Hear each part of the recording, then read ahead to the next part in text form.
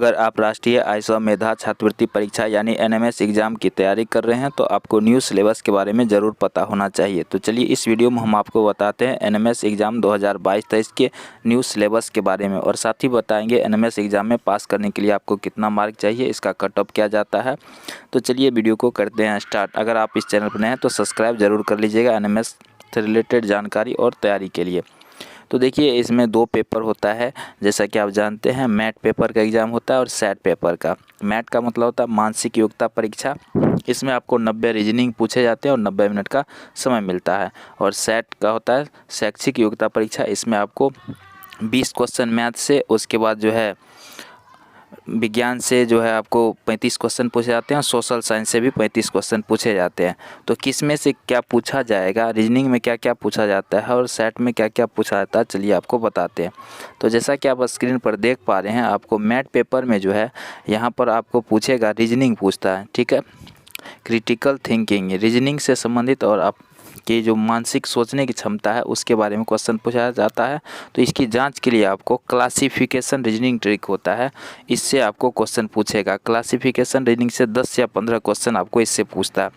इसमें क्या होता है कि क्लासिफिकेशन में आपको 4 ऑप्शन दिया रहता है, उसमें 3 किसी न किसी तरह से एक जैसा रहता है, चौथा सबसे अलग होता है, वही आपको पता लगाना होता है। तो इस तरह के 10 या 15 रीजनिंग आपको पूछते हैं। इसके बाद एनालॉजी से पूछता है, ठीक है, सादृश्यता, ठीक है।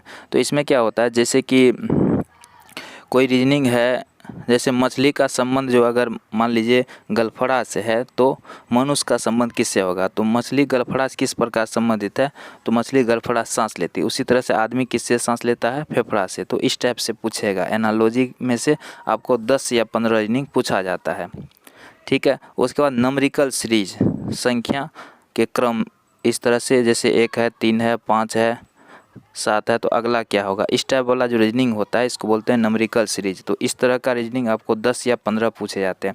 किसी बार 10 पूछता है, किसी बार 15 पूछता है, तो इसका कोई फिक्स नहीं होता है, लेकिन इसमें से 10 निश्चित रूप से पूछते हैं, 15 भी पूछ सकता है। इसके बाद पैटर्न वाला जो सवाल होता है, जो आप जानते हैं कि पैटर्न वाला सवाल जैसे कि नॉन वर्बल रीजनिंग जो होता है चित्र वाला, तो उसमें से आपको 10 या 15 रीजनिंग हर बार पूछा जाता है, ठीक है। उसके बाद पर्सपेक्टन, इससे भी पूछा जाता है। और इसके बाद हिडन फिगर्स, तो ये सभी हो गए नॉन वर्बल वाला रीजनिंग में से, तो इसमें से 10 या 15 आपको पूछ सकते हैं। बाकी रीजनिंग जैसे कैलेंडर का हो गया, क्लॉक का हो गया, उसके बाद मिरर वाला हो गया, तो इस सब में से भी 5, या पासा वाला हो गया, इसके बाद वेन डायग्राम हो गया, इसके बाद जो है आपको वेन आरेख हो गया। तो इस सब रीजनिंग में से भी, उसके बाद सिंबॉलिक वाला में से भी कुछ क्वेश्चन पूछते हैं, 5 या 6 करके ऐसे क्वेश्चन उस सब में से भी आ सकता है। तो यानी कि रीजनिंग के लिए आपको सभी चैप्टर को देखना होगा। ख़ास तौर से ये जो चैप्टर बताए हैं इस सब में से निश्चित रूप से 10-10 करके पूछते हैं। तो लगभग 40 या 50 रीजनिंग तो आपको इसी से आने वाले हैं, बाकी अदर चैप्टर से भी 2-4 करके रीजनिंग पूछा जाता है। तो ये हो गया मैथ की बात। अब बात करते हैं सेट में क्या क्या पूछा जाएगा। तो सेट की बात जहाँ तक है शैक्षिक योग्यता परीक्षा की, तो इसमें भी 90 क्वेश्चन रहते हैं, और आपको बता दिए इसमें मैथ से 20 क्वेश्चन रहते हैं, ठीक है। तो आपको क्लास 8 का जो मैथ है एनसीईआरटी का, उसको देखना है, उसी में से आपको लगभग क्वेश्चन पूछे जाते हैं। उसके बाद आपको हो गया बायोलॉजी से 11 क्वेश्चन, फिजिक्स से 11 क्वेश्चन, और केमिस्ट्री से भी 12-13 क्वेश्चन पूछते हैं। यानी साइंस तीनों जो पार्ट होता है उसको मिला करके आपको 35 क्वेश्चन पूछा जाता है। और उसके बाद आपको हिस्ट्री है, ज्योग्राफी है, पॉलिटिकल साइंस है, और उसके बाद इकोनॉमिक्स है, सिविक्स है, इस सब से मिला करके आपको 35 क्वेश्चन इससे भी पूछा जाता है। तो आपको इसके लिए क्या करना होगा, क्लास 8 का जो आपका बुक है तो उसको देखना होगा। इतिहास, भूगोल, नागरिक शास्त्र तीनों में जो ऑब्जेक्टिव क्वेश्चन है उसको आपको ध्यान रखना है, और साइंस के ऑब्जेक्टिव क्वेश्चन को ध्यान रखना है। और इसके बाद प्रीवियस ईयर क्वेश्चन पेपर अगर हो आपके पास तो उसमें से जो क्वेश्चन पूछा गया तो उससे आप अंदाज़ा लगा सकते हैं किस टाइप के क्वेश्चन पूछे जाते हैं, और मॉडल पेपर को भी देखना है और प्रीवियस। चलिए उसके बाद बात करते हैं सिलेबस की। तो यहाँ स्पष्ट दिया हुआ there is no syllabus for NMS examination, यानी इसका कोई फिक्स सिलेबस नहीं है। लेकिन अभी जो आपको ऊपर बताया गया, खास तौर से जब हम पिछला 10 साल का क्वेश्चन देखते हैं तो इसी सब में से पूछा गया, उस आधार पर हम कह सकते हैं कि यही सब पूछेगा आगे भी। तो चलिए इसका कोई सिलेबस नहीं, लेकिन ख़ास तौर से इसमें जो है 7th और 8th क्लास का जो बुक होता है, इतिहास, भूगोल, नागरिक शास्त्र और विज्ञान और मैथ, इसी समय से क्वेश्चन आते हैं।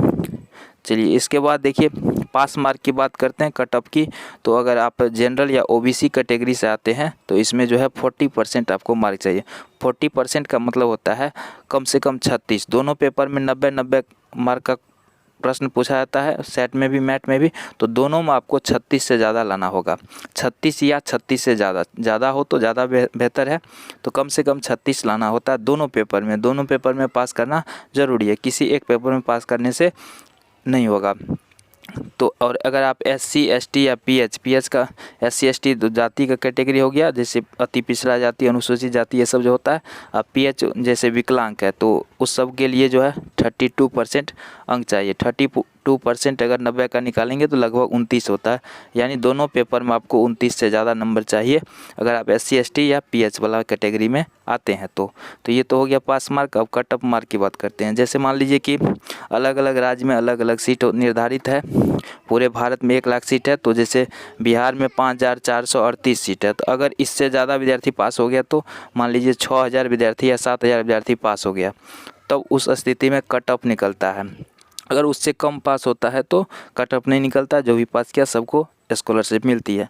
अगर उससे ज़्यादा पास हो गया तो कट ऑफ निकलेगा। तो उसमें क्या होगा कि देखा जाएगा दोनों पेपर मिला के किसका कितना आ रहा है। तो अगर 100 से ज़्यादा आ रहा है दोनों पेपर मिला के तो पहले उसको लिया जाएगा। उसके बाद जब बचेगा तो उससे कम 90-95 वाले को भी सिलेक्शन किया जाएगा, या उससे कम को भी सिलेक्शन किया जा सकता है। तो आपको प्रयास करना है ज़्यादा से ज़्यादा नंबर लाने का, ताकि जो है कट ऑफ भी निकले तो आपको कोई परेशानी नहीं हो।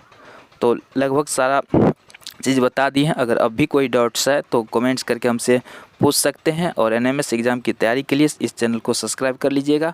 वीडियो अच्छा लगा हो तो लाइक कर दीजिएगा। जय हिंद।